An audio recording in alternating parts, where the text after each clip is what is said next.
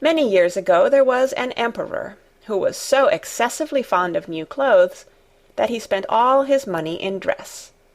He did not trouble himself in the least about his soldiers, nor did he care to go either to the theatre or the chase, except for the opportunities then afforded him for displaying his new clothes. He had a different suit for each hour of the day, and, as of any other king or emperor one is accustomed to say, "He is sitting in council," it was always said of him, "The emperor is sitting in his wardrobe." Time passed merrily in the large town which was his capital. Strangers arrived every day at the court. One day 2 rogues, calling themselves weavers, made their appearance. They gave out that they knew how to weave stuffs of the most beautiful colors and elaborate patterns, the clothes manufactured from which should have the wonderful property of remaining invisible to everyone who was unfit for the office he held, or who was extraordinarily simple in character. "These must indeed be splendid clothes," thought the emperor. "Had I such a suit, I might at once find out what men in my realms are unfit for their office, and also be able to distinguish the wise from the foolish. This stuff must be woven for me immediately." And he caused large sums of money to be given to both the weavers, in order that they might begin their work directly. So the 2 pretended weavers set up 2 looms, and affected to work very busily, though in reality they did nothing at all. They asked for the most delicate silk and the purest gold thread, put both into their own knapsacks, and then continued their pretended work at the empty looms until late at night. "I should like to know how the weavers are getting on with my cloth," said the emperor to himself, after some little time had elapsed. He was, however, rather embarrassed when he remembered that a simpleton, or one unfit for his office, would be unable to see the manufacture. To be sure, he thought he had nothing to risk in his own person, but yet he would prefer sending somebody else to bring him intelligence about the weavers and their work before he troubled himself in the affair. All the people throughout the city had heard of the wonderful property the cloth was to possess, and all were anxious to learn how wise or how ignorant their neighbors might prove to be. "I will send my faithful old minister to the weavers," said the emperor at last, after some deliberation. "He will be best able to see how the cloth looks, for he is a man of sense, and no one can be more suitable for his office than he is." So the faithful old minister went into the hall where the knaves were working with all their might at their empty looms. "What can be the meaning of this?" thought the old man, opening his eyes very wide. "I cannot discover the least bit of thread on the looms." However, he did not express his thoughts aloud. The impostors requested him very courteously to be so good as to come nearer their looms, and then asked him whether the design pleased him, and whether the colors were not very beautiful, at the same time pointing to the empty frames. The poor old minister looked and looked. He could not discover anything on the looms, for a very good reason, viz., there was nothing there. "What?" thought he again. "Is it possible that I am a simpleton? I have never thought so myself, and no one must know it now if I am so. Can it be that I am unfit for my office? No, that must not be said either. I will never confess that I could not see the stuff." "Well, Sir Minister," said one of the knaves, still pretending to work, "you do not say whether the stuff pleases you." "Oh, it is excellent," replied the old minister, looking at the loom through his spectacles. "The pattern and the colors, yes, I will tell the emperor without delay how very beautiful I think them." "We shall be much obliged to you," said the impostors, and then they named the different colors, and described the pattern of the pretended stuff.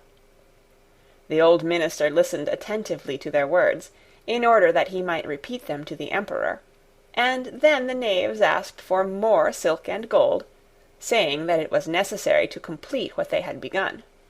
However, they put all that was given them into their knapsacks, and continued to work with as much apparent diligence as before at their empty looms.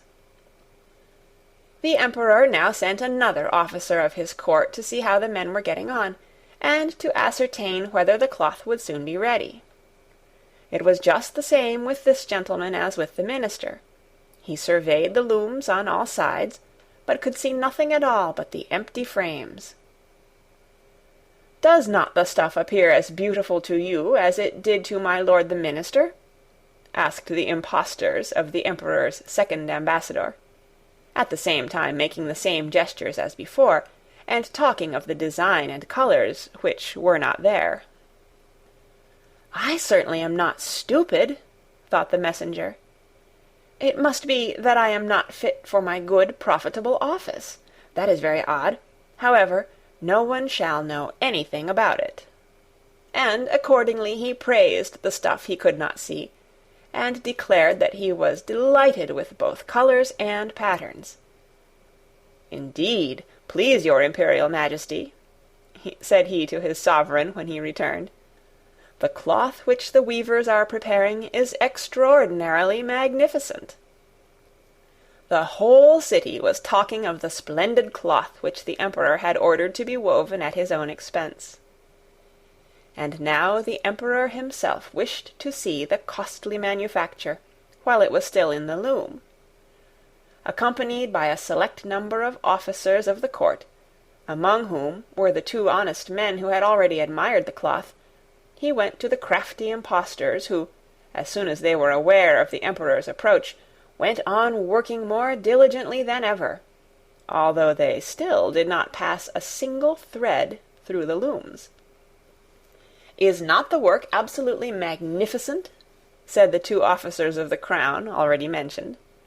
"If your Majesty will only be pleased to look at it, what a splendid design! What glorious colours!"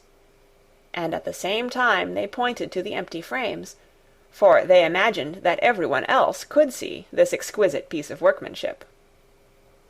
"How is this?" said the Emperor to himself.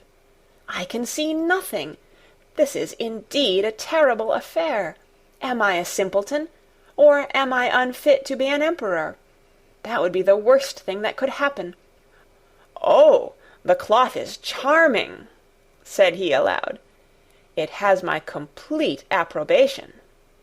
And he smiled most graciously, and looked closely at the empty looms, for on no account would he say that he could not see what two of the officers of his court had praised so much. All his retinue now strained their eyes, hoping to discover something on the looms, but they could see no more than the others. Nevertheless, they all exclaimed, "Oh, how beautiful!"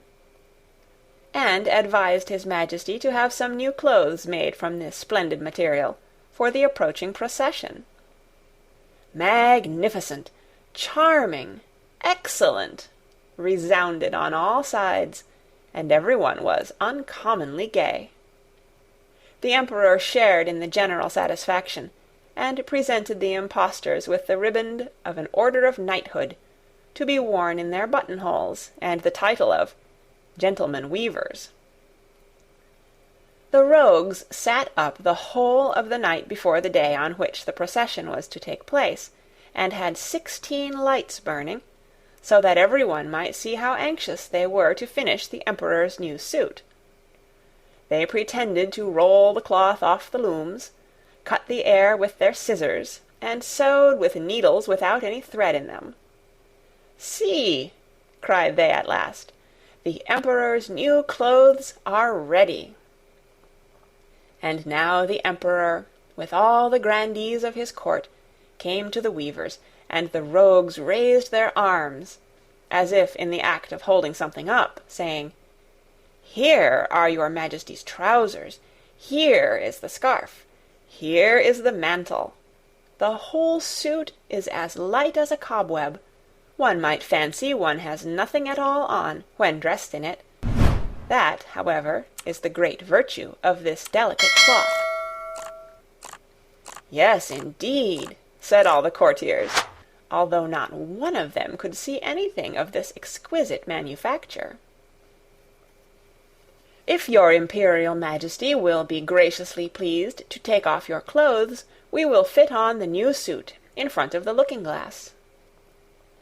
The Emperor was accordingly undressed, and the rogues pretended to array him in his new suit, the Emperor turning round from side to side before the looking-glass. "How splendid His Majesty looks in his new clothes, and how well they fit!" everyone cried out. "What a design! What colours! These are indeed royal robes." "The canopy which is to be borne over your Majesty in the procession is waiting," announced the chief master of the ceremonies. "I am quite ready," answered the Emperor. "Do my new clothes fit well?" asked he, turning himself round again before the looking-glass, in order that he might appear to be examining his handsome suit. The lords of the bedchamber, who were to carry His Majesty's train, felt about on the ground, as if they were lifting up the ends of the mantle, and pretended to be carrying something, for they would by no means betray anything like simplicity, or unfitness for their office. So now the Emperor walked under his high canopy in the midst of the procession, through the streets of his capital, and all the people standing by and those at the windows cried out, "Oh, how beautiful are our Emperor's new clothes! What a magnificent train there is to the mantle, and how gracefully the scarf hangs!" In short, no one would allow that he could not see these much-admired clothes, because in doing so he would have declared himself either a simpleton or unfit for his office. Certainly none of the Emperor's various suits had ever made so great an impression as these invisible ones. "But the Emperor has nothing on at all," said a little child.